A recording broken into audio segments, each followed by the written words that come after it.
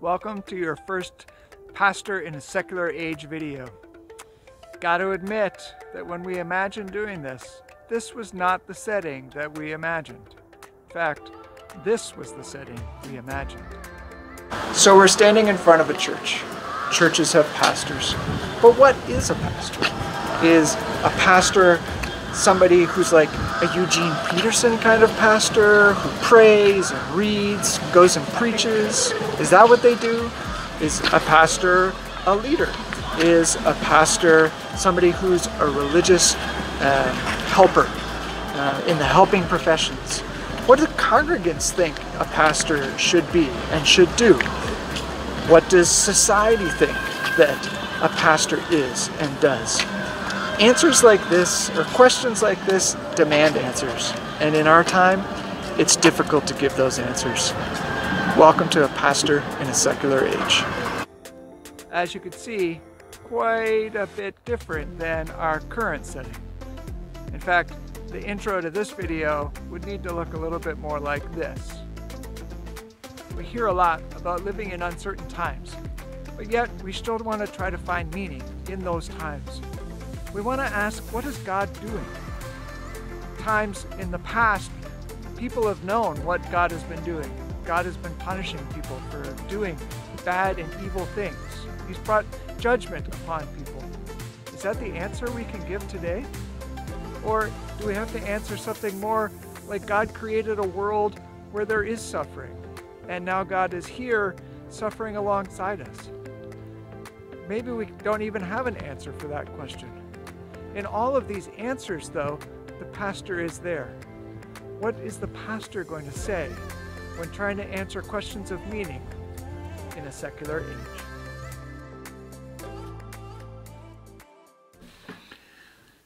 As we go on in this book study, Pastor in a Secular Age, there are going to be some important ideas that I think might bear talking a little bit more about as you read to think about.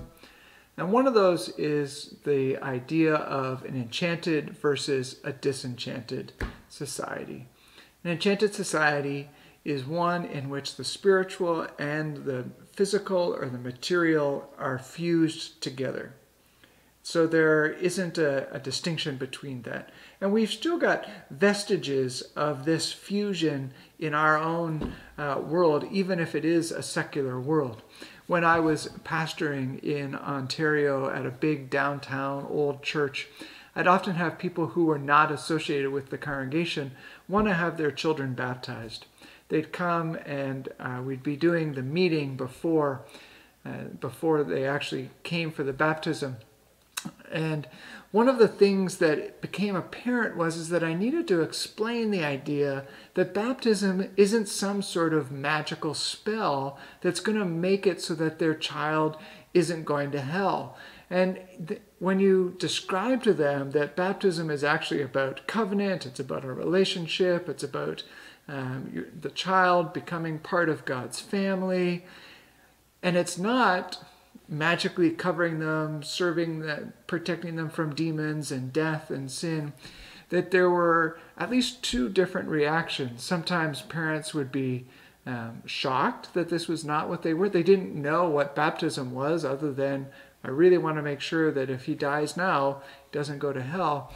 And then the other one was that they were relieved because this made more sense to them in this world that we live in, because they don't really, in their everyday life, believe in demons and devils. They don't, in some ways, likely believe in heaven and hell. They don't believe in the spiritual. What they believe in is the physical. And this vestige of baptism seemed to hearken back to a time when the spiritual and the physical were together. In an enchanted world, the spiritual and the physical are fused together. And so things that we would normally think of as being just physical, say a virus, are also spiritual in some ways. Exorcism, getting rid of a spirit out of some physical matter, out of a person, is something that both brings spiritual but also physical healing to a person. It makes sense in an enchanted world that somebody would need to see a doctor and would also need to see an exorcist. On the other side, it also makes sense that the things that we do in this world can have impact in the spiritual world. So if I sin, sins of the flesh in this world can cause a disturbance, cause some chaos in the spiritual world, which has implications for my neighbors. It's one of the reasons why we want to make sure that everybody's leading a good life, because if one person opens the door to evil, then we all can be affected by that. Andy lays out some of the implications of this enchanted world moving to a disenchanted world. And as I noted in the first study guide, Andy is acting out of and writing from a particular context, the West, Western Europe and North America. And what he says, I think, has a lot of truth in relationship to the context that he's talking about. But it's not the only context in the world, even now. There are societies, like the one from the introduction of today's video. When I was standing in front of that church, I was standing in Malawi. And Malawi, which is a small country in Africa, is still largely an enchanted society. There is a fusion of spiritual and physical, and those two things interact with each other. Sometimes we can see the enchanted world in relief, clearly, when it comes into conflict with the secular world or the disenchanted world that we live in. Take the issue of albinos in Malawi. People who have albinism are viewed as having a special power by many in Malawi. And it's partly because they're different, and because they're different, they are marked as special. And the power that they have in being albinos isn't just some abstractness. It's an actual power that resides in their body. Their body is different, and their body is powerful. The only way of transferring the spiritual power that is in an albino's body to some other person is physically. So albinos are murdered, are dismembered, and then parts of their body are sold in order to be able to transfer spiritual power from them to somebody else. Of course, this is wrong. That's not the question. But what happens in a world that only sees reality as material, this is insane. There's nothing there. There is no power that is transferred. And so we immediately resort to language of human rights and the rule of law to try to protect albinos. But the logic makes sense in an enchanted world. In the enchanted world, objects can hold spiritual power. And those objects need to be physically manipulated in order to yield that spiritual power to others. And when we can't recognize that, we can't recognize it in part because it's in this enchanted world. As shocking as the killing of albinos might be, the logic is one of the enchanted world. And we could say that our response, which is something like human rights or justice, can be theological, but it doesn't necessarily require us to hold an enchanted world. For instance, the idea of an imago Dei is something that many people find compelling.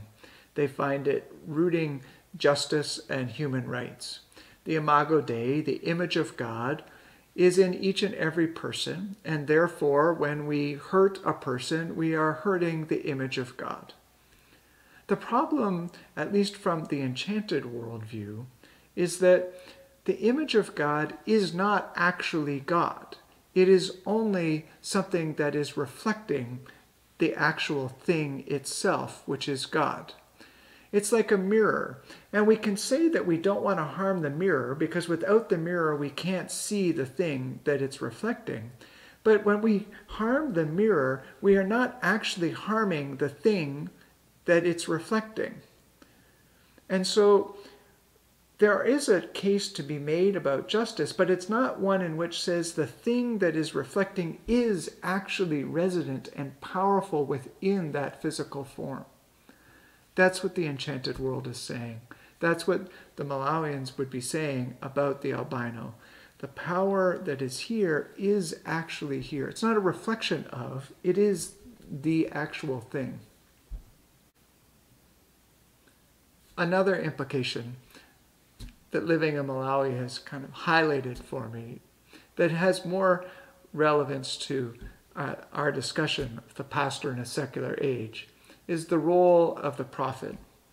The role of the prophet in Africa and in other cultures has become in some ways like the role of a medieval priest, kind of like a Samuel Beckett.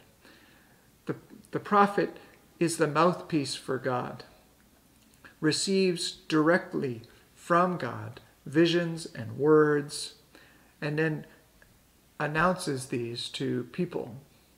Not only that, but the prophet receives power, spiritual power, to heal and to bring wealth to those people who listen to him.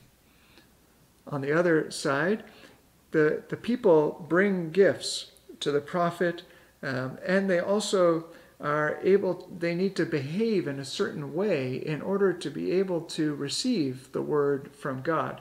In lots of ways, the prophet is this intermediary.